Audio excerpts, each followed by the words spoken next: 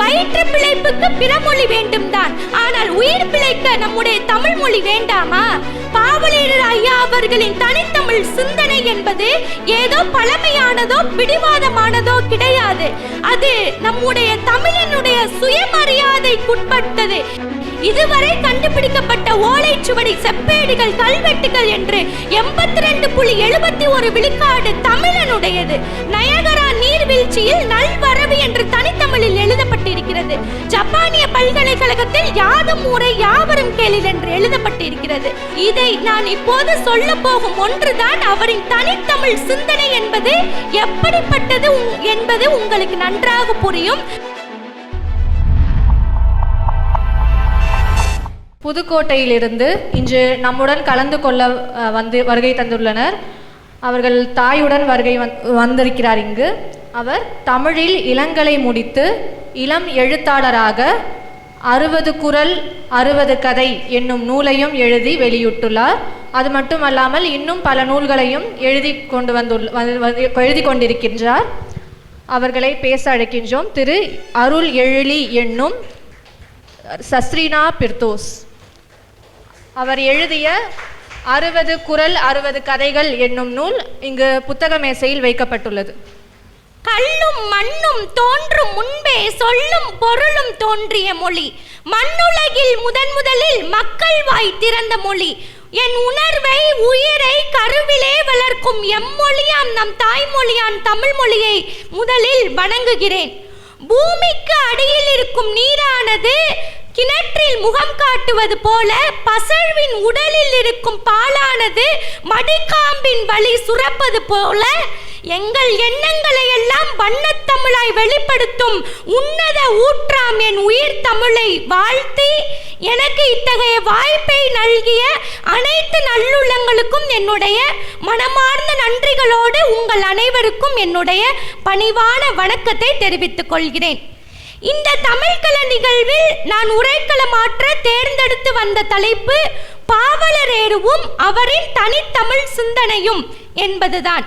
தலைப்பிற்குள் செல்வதற்கு முன்பு நான் உங்களிடம் ஒரு கேள்வியை முன்வைத்துவிட்டு செல்லலாம் என்று நினைக்கிறேன். அதாவது, உலகில் வேறு எந்த மொழிக்கும் இல்லாத சிறப்பு நம்முடைய தமிழ் மொழிக்கு உண்டு. ஏன் தெரியுமா? 2000 ஆண்டு இலக்கணம் கொண்டது, 4000 ஆண்டு நாகரிகம் உடையது என்பதால் கிடையாது. அது பிரெஞ்சு நாட்டவர்கள் தங்கள் மொழியை காதல் மொழி என்கிறார்கள்.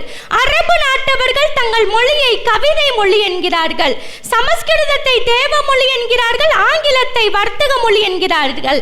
ஆனால் அனைத்து மொழிக்காரர்களும் நாமும் சேர்ந்து நம்முடைய தமிழ் மொழியை தாய்மொழி என்று உச்சரிக்கிறோமே, அதுதான் நமக்கும் நம் தமிழுக்கும் கிடைத்திருக்கக்கூடிய ஆகப்பெரிய சிறப்பு. தமிழ் மொழி என்பது இன்றைக்கு நாம் பேசுகிறோமே, அந்த பேச்சுக்கான கருவி மட்டும் கிடையாது. தமிழ் தான் நம்முடைய அடையாளம், தமிழ் தான் நம்முடைய பண்பாடு. இவ்வளவு ஏன், தமிழ் தான் நம்முடைய இறையாண்மையும் கூட. ஆனால் காலப்போக்கில் தமிழர்களுக்கு பிறமொழியின் மீதுள்ள மோகத்தாலோ இல்லை தமிழின் மீதுள்ள தாகம் குறைந்ததாலோ தெரியவில்லை, தமிழினத்தை விட்டு தமிழ் மிக தொலைவில் சென்று கொண்டிருக்கிறது. எதுவாயினும் அன்றைக்கே தனித்தமிழ் அரியணை நேர வேண்டும் என்று தனித்தமிழை தன்னுடைய வாழ்வில் இல்லை தன்னுடைய வாழ்வாகவே வாழ்ந்தவர் நம்முடைய பாவலரேறு பெருஞ்சித்திரனார் ஐயா அவர்கள்தான். அவரை படிப்பது ஏதோ ஒரு வரலாற்றை புரட்டி படிப்பது போன்றதல்ல.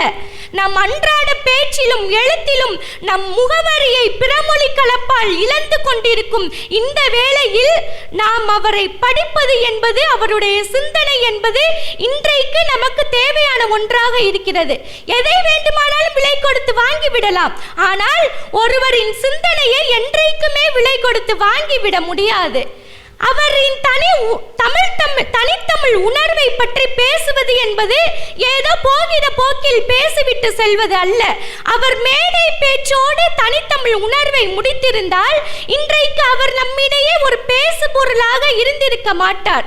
அப்படி என்ன செய்தார் என்று கேட்டால் ஒரு 2 சிறிய உதாரணங்களை சொல்கிறேன். என்னவென்றால், தமிழர்கள் அனைவரும் தங்களுடைய குழந்தைகளுக்கு தனித்தமிழிலேயே பெயர் வைக்க வேண்டும் என்று எண்ணியதோடு மட்டுமில்லாமல் அந்த மாற்றத்தை தன்னுடைய வீட்டில் இருந்தே தொடங்கினார் என்றால், இன்றைக்கு அவர்கள் இத்தகைய தமிழ்களத்தில் நம்மை எல்லாம் அழைத்து இன்றைக்கு இத்தகைய சிறப்பான நிகழ்வை நடத்தி கொண்டிருப்பதே சான்றாக விளங்குகிறது. எனக்கும் கூட ஒரு சிறிய வருத்தம் இருந்தது. என்னவென்றால், என்னுடைய பெயர் தமிழில் இல்லையே என்பதுதான். நான் தமிழில் பேசுகிறேன், எழுதுகிறேன், ஆனால் தமிழில் இல்லை என்று நான் எண்ணாத நாட்கள் இல்லை. ஆனால் இப்போது அதை நினைத்து நான் மகிழ்கிறேன். காரணம் என்னவென்றால், எனக்கு அருள் எழிலி என்ற பெயரை இந்த தமிழ்களம் தேர்வு செய்து கொடுத்ததுதான் என்னுடைய ஒரு மகிழ்வாக இருக்கிறது. அதற்கு என்னுடைய மனமார்ந்த நன்றியை நான் தெரிவித்துக் கொள்கிறேன். அது மட்டுமில்லை, தென்மொழி இதழை பற்றி எல்லோரும் பேசினார்கள். அந்த இதழில் சிறப்பு என்ன தெரியுமா? அந்த இதழுக்கு வரும் கட்டுரைகளில் ஒரே ஒரு எழுத்தேனும் பிறமொழி எழுத்தாக இருந்தால் அதை நீக்கிவிட்டு தான் நம்முடைய பெருஞ்சித்திரனார் ஐயா அவர்கள் அதை அச்சுக்கே ஏற்றுவார். என்றால் அவர் செய்தது ஒரு மொழியியல் ஆராய்ச்சி கிடையாது. அவர் செய்தது தமிழரினுடைய சுயமரியாதையை அடையாளப்படுத்துகிற செயல். இப்படி நாம் தமிழினத்தை பற்றி நாம் பேசிக்கொள்ளலாம் என்றால் அதற்கு பாவலரேறு இன்னும் மிக அதிகமாக தேவைப்படுகிறார். அவர் நம்மை பார்த்து கேட்கிறார், பழந்தமிழ் நாட்டில் பைந்தமிழ் மொழியில் படிப்பதுதானே முறை, இளந்தனம் உரிமை எய்திட தடுக்கும் இளிநரை செவிபட அறை, கனித்தமிழ் நிலத்தில் கண்ணன தமிழில் படிப்பதுதானே சரி, தனித்தமிழ் மொழியை தடுத்திடும் பகையை தனலிட்டே உடன் எரி என்கிறாரே. பகையை நாம் எங்கே போய் வெல்வது? உண்மையில் நமக்கு பகையாக இருப்பது யார்? அண்டை நாட்டுக்காரர்களோ அடுத்த மொழிக்காரர்களோ இல்லை, சொந்த மொழியை பேசிக் கொண்டிருக்கிற நாமே தான் நமக்கு பகையாக இருக்கிறோம். எங்கேயாவது தமிழ் வாழ்க என்று எழுதப்பட்டிருந்தால் அதை வாசிக்க நேசிக்க தெரியாத இளம் தலைமுறையினரை வளர்த்து கொண்டிருக்கிறோம். பிள்ளைகள் வேற்று மொழியில் பேசுவதையும் படிப்பதையும் நினைத்து இன்றைய பெற்றோர்கள் பெருமைப்படுகிறார்கள். அதே போல் யாரோ ஒரு வெளிநாட்டு அறிஞர்களை பற்றியும் எழுத்தாளர்களை பற்றியும் பேசுவதை நினைத்து இன்றைய பிள்ளைகள் கர்வம் கொள்கிறார்கள். சொந்த மண்ணின் வரலாறு தெரியாது. சொந்த மண்ணில் பிறந்து நம் மொழிக்கும் பண்பாட்டிற்கும் பெருமை சேர்த்த அந்த மகத்தான மனிதர்களின் வரலாறு தெரியாது. ஆனால் இதைவிட கொடுமை என்ன தெரியுமா? ஒரு மதிப்பெண்ணுக்காக தமிழை தடுத்திடும் பணிகள் தான் இன்றைக்கு நிகழ்ந்து கொண்டிருக்கிறது என்பதுதான் இன்றைக்கு மிகப்பெரிய அவலமாக இருக்கிறது. அது மட்டும் இல்லாமல் எனக்கு தனியே வருத்தம் அளிக்கக்கூடிய செய்தி என்னவென்றால், இன்றைய இளம் தலைமுறையினருக்கு பாரதியாரையும் ஔவையாரையும் தெரிந்த அளவு கூட பாவலரேறு ஐயாவினுடைய சிந்தனைகள் சென்றடையவில்லை என்பதுதான். அவருக்கு சோதனை வருவது என்பது புதிதல்ல. அவரை சோதிப்பதையே அன்றைக்கு பலர் சாதிப்பதாக நினைத்தார்கள். நான் ஒரு புத்தகத்தில் படித்த செய்தி, அவருடைய தனித்தமிழ் இயக்கம் என்ற பெயருக்கே ஒரு சோதனை வந்ததாக படித்தேன். ஒரு முறை ஒரு பொதுக்கூட்டம் முடிந்த பிறகு பாவலரேறு ஐயா அமர்ந்திருந்த போது ஒருவர் வந்து ஐயாவிடம் கேள்வி கேட்கிறார். அவர் எப்படிப்பட்டவர் என்றால், பிறமொழி கலப்பை ஆதரிக்கும் ஒருவர், ஆனால் தூய தமிழ் பற்றாளர் போல் கேள்வி கேட்கிறார். நீங்கள் தனித்தமிழில் பேச வேண்டும் என்கிறீர்கள், பிறமொழி கலப்பு கூடாது என்கிறீர்கள். சரி, அப்படி என்றால் உங்களின் தனித்தமிழ் கொள்கைக்கே இயக்கம் என்ற வடமொழியின் சொல்தானே இருக்கிறது, பிறகு நீங்கள் எப்படி தனித்தமிழில் பேசுகிறீர்கள் என்ற போது சற்றும் யோசிக்காமல் பாவலரேறு ஐயா கூறினார், தமிழ் வேர்ச்சொல் அகர முதலியே சற்று புரட்டிப்பார். அதில் இயல் என்ற வேர்ச்சொல் இருக்கும். இயலில் இருந்து பிறந்ததுதான் இயங்குதல், இயங்குதலில் இருந்து பிறந்ததுதான் இயக்கம். நீ சொல்லும்படி பேச்சுக்கு இயக்கம் என்பதை வடமொழி என்று வைத்துக் கொள்வோம். ஆனால் அதற்கு மாற்றாக எங்களிடம் தூய தமிழில் நடை வழக்கு கழகம் போன்ற சொற்கள் இருக்கிறது.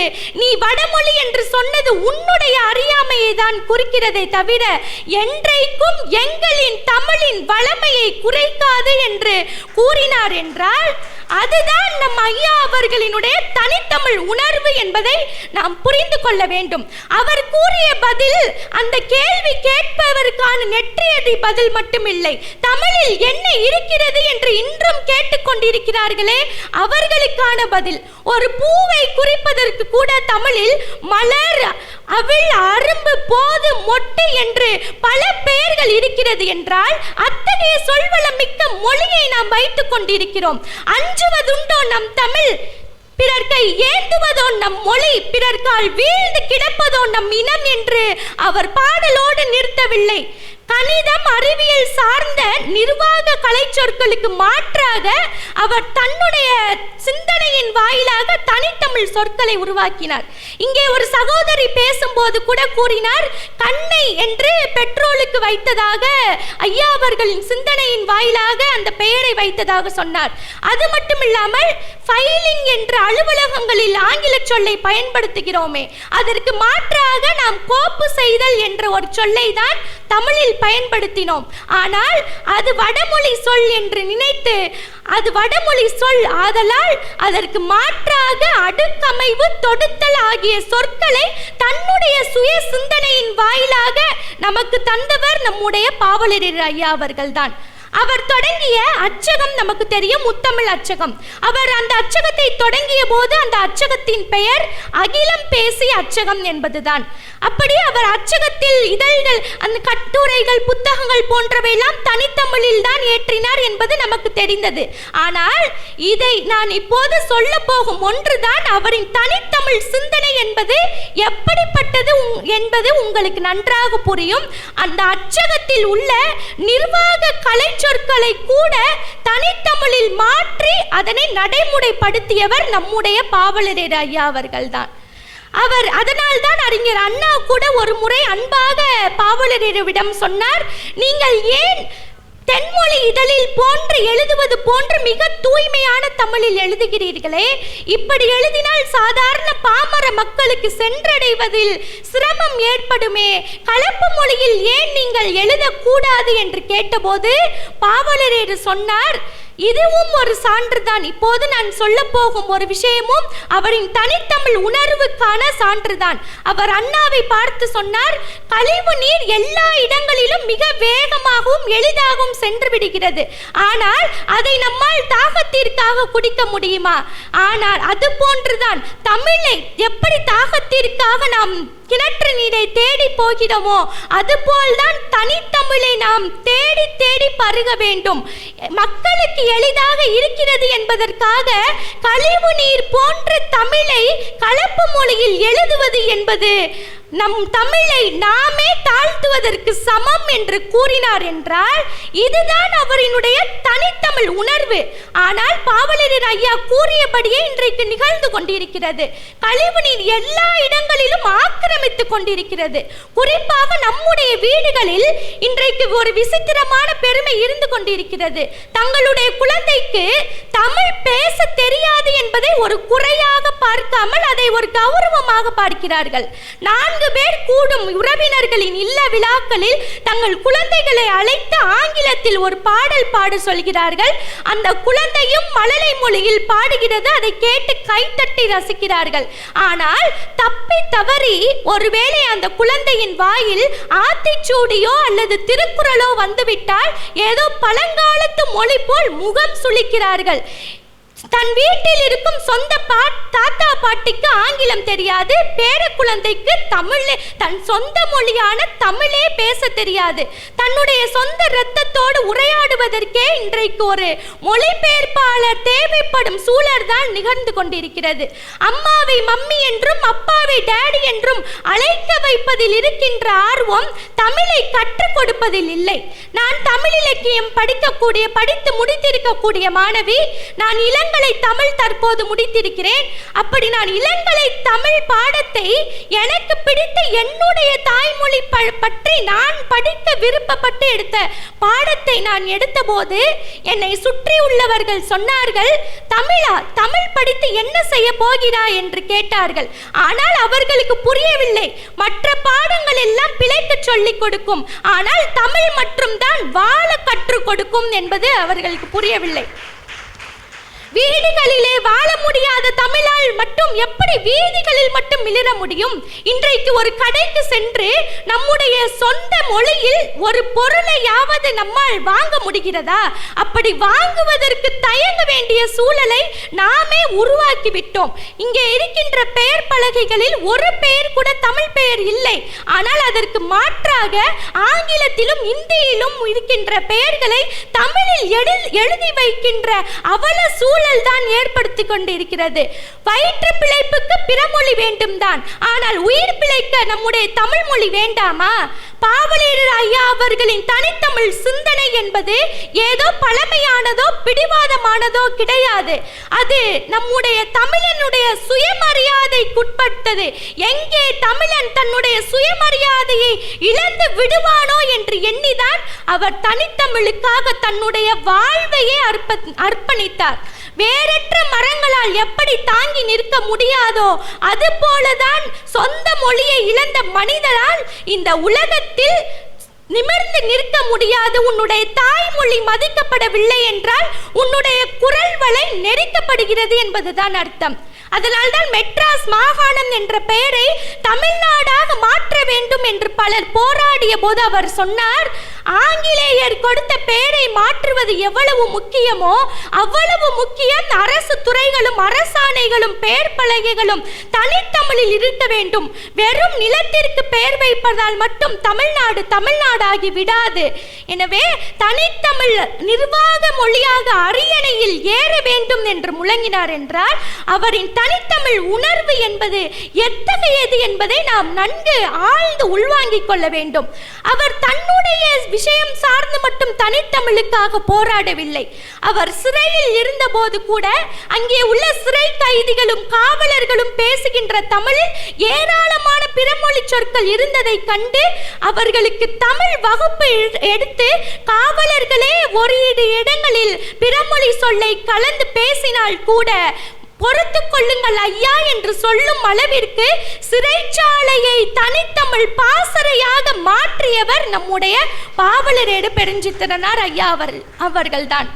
நம்முடைய தமிழில் என்ன இல்லை? நாம் இன்றைக்கு தமிழில் இலகுவாக யாராவது பேசினாலோ பிழையின்றி எழுதினாலோ ஆச்சரியப்படுகிறோமே. நம்முடைய தமிழில் என்ன வளம் இல்லை?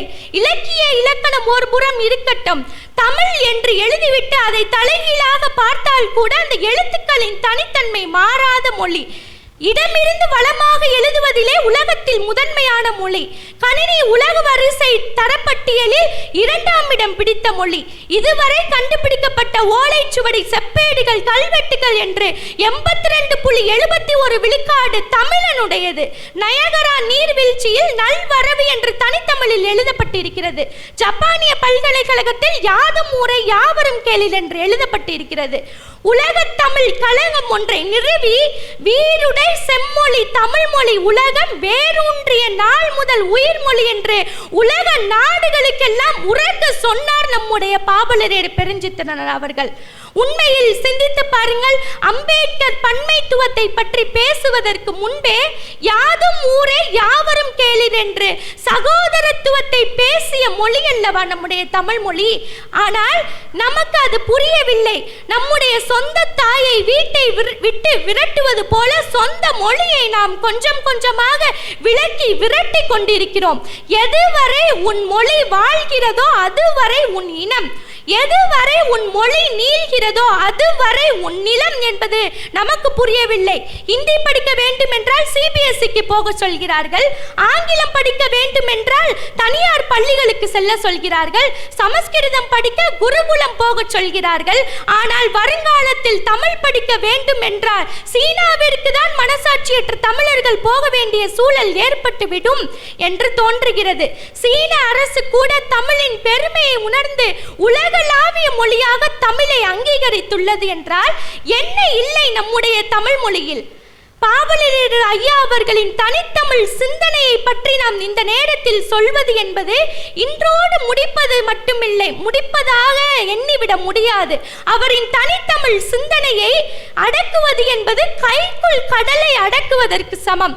கைக்குள் கடலை எப்படி அடக்க முடியாதோ அது போன்றதுதான். ஆதலால் நான் ஒரே ஒரு அவரின் தனித்தமிழ் சிந்தனைக்கு சான்றான ஒரு உரையை சொல்லிவிட்டு நிறைவு செய்கிறேன்.